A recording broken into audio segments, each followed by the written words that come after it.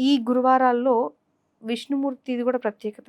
And Lakshmidevi ఒక్క అమ్మవారినే కొలవడం అనేది కాకుండా లక్ష్మీనారాయణుల్ని కొలుస్తారా గురువారాల్లో?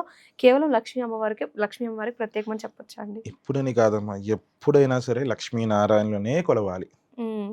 మనకి ఇంటిలో ఒట్టి లక్ష్మీదేవి విగ్రహం మాత్రమే ఉందండి. మరి లక్ష్మీదేవికి మాత్రమే నేను హ్మ్. కుంకుమార్చన చేస్తే సరిపోతుందా?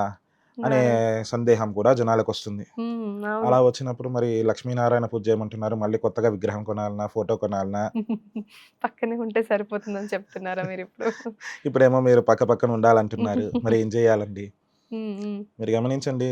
లక్ష్మీదేవి యొక్క హ్మ్. విగ్రహం పెట్టాలన్నా, ఫోటో పెట్టాలన్నా, ఏది చేయాలన్నా ఆ పీట మీద మనం ఒక ముగ్గు వేస్తాము. హ్మ్. ఏంటా ముగ్గు? కమలం.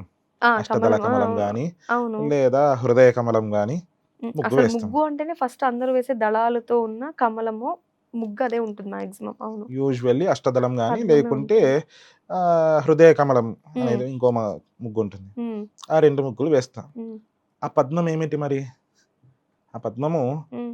మహావిష్ణువు యొక్క వక్షస్థలము అనేటువంటి ఆ భావంతో మనం వేయాలి. కమలవాసిని హృదయంలో ఉన్న కమలంలో విష్ణుమూర్తి హృదయ హృదయ కమలంలో కమలంలో ఆమె కూర్చొనుంటుంది. దేవత. కేవలం ఊరికే నార్మల్ ఉట్టి కమలాలు ఆమెకిష్టం లేదు. మహావిష్ణువు యొక్క హృదయం అనే కమలమే ఆవిడకి కావాలి. ఓకే. అందరూ కమలాలనుకుని లక్ష్మీదేవి కమల పూలతో ఊరికే పూజ కోటి చేయడము, కమలాలతో పూజ, పూజలు లేకపోతే అష్టోత్తర కమలాలతో ఆవిడకి అర్చన. అవును. ఆ అసల కం కమలం అంటే లక్ష్మీదేవి అన్న ఉద్దేశంతో ఈ మధ్య కాలంలో పెళ్లి దండలో వాటిలో కూడా కమలాన్నే వాడతారు. ఎందుకంటే అమ్మవారికి సింబాలిక్‌గా తీసుకొని.